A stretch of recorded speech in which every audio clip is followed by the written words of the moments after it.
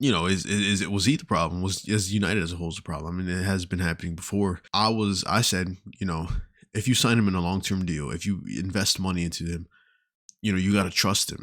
Things are not going to switch overnight, especially, you're going through so many managers. It's not a manager problem. It's 100% a club. It's the players, it's the board, it's the higher ups. If you go through four managers in a couple of years, it's not the manager's fault. So you shouldn't be putting all the blame. But there's also, he controls starting lineups. He controls the formations, and he's been forcing this agenda of the three back wing back formation, and just hasn't been working. But he's just forcing it. At what point does it end of, oh, it's not working. Let's go back to, originally how you guys play. But no, it's not until recently is when he actually started playing forward in the back. And I've seen online, people are happy finally seeing, a normal forward in the back situation. Not every manager is capable, of playing with wing backs and having three in the back, and, having to play differently, because you have to play differently when you're playing a formation like that, tactically. And, you're losing more up front, but to have more control of the game. So there's that. United don't look the best right now. Obviously, last season, no one can deny it, but they are performing better than last season.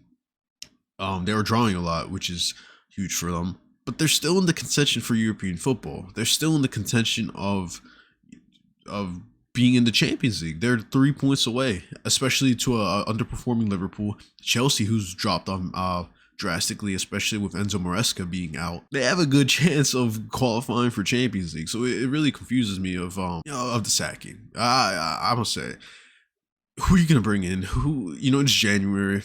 You have chances to bring in more players. You have chances to bring in backups, more depth of the squad. You have injuries, yes. You have players out for AFCON, yes. But I think the sacking, there's no need for it. If you're gonna do it in the summer. Why do it mid through the year?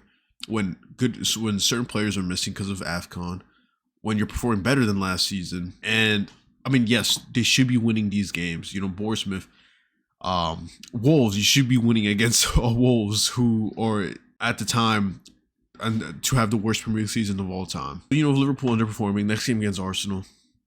United have Burnley and Chelsea have Fulham. Fulham are a good team. Chelsea could drop points. Liverpool could drop points. Boom, United in the top four. I don't know. I just think it's really a pretty bad decision of sacking him right now. If it continues, obviously you should.